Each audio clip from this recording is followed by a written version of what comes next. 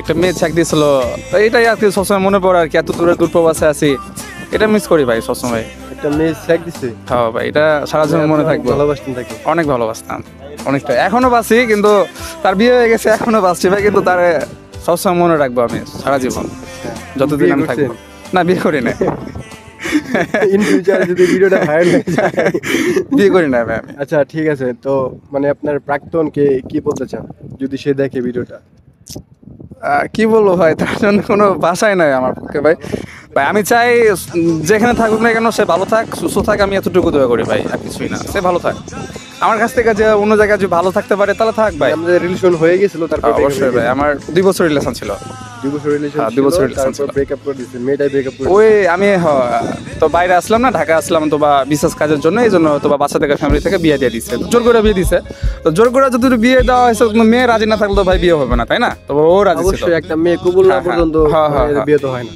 তো রাজি ছিল, হে কবুল বলছি দিই তো বিয়ে। যাক ভাই, আমার এই জিনিসটা সারা জীবন মনে থাকবে যে একটা মেয়ে আমার খুব কষ্ট দিয়ে চলে গেছে। 2 বছর রিলেশন ছিল আমার, অনেকটা।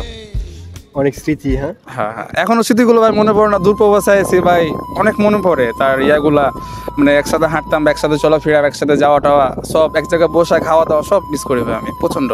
প্রত্যেকটা রাতে ঘুমের যাওয়ার রাত্র ভাই যেতাম আমি, রাত্র গেছি, রাত্র ভাই কিছু ইয়া হয় না, তবে রাত্রে দেখা করছি বা এক জায়গায় বসে থাকছি, খাইছি। ঘুমে যাওয়ার আগে মনে পড়ে, আবার ঘুম থেকে ওঠার পরে মনে পড়ে। হ্যাঁ ভাই, ঘুম থেকে মানে ঘুমানোর আগে আরে ফোন দিতাম, বা ঘুম থেকে হে জায়গায় দিত ভাই, মিস করি ভাই সব।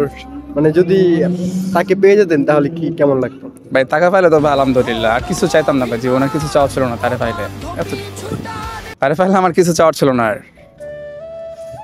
কেন চলে গেলেন? কেন এত সুন্দর মিষ্টি একটা ভাইকে রাইখা কেন চলে গেলেন? কি দরকার ছিল অন্য একটা ছেলেকে কবুল বলার? একসাথে 2টা বছর কাটাইছেন, কষ্টদায়ক ভাই শুনে ভাই, বিশ্বাস করেন আমার হৃদয়টা আরো কষ্ট ভাই, মানে কষ্টে একদম শেষ। হ্যাঁ মিস করি ভাই, আমার হৃদয়টা হয়ে গেছে।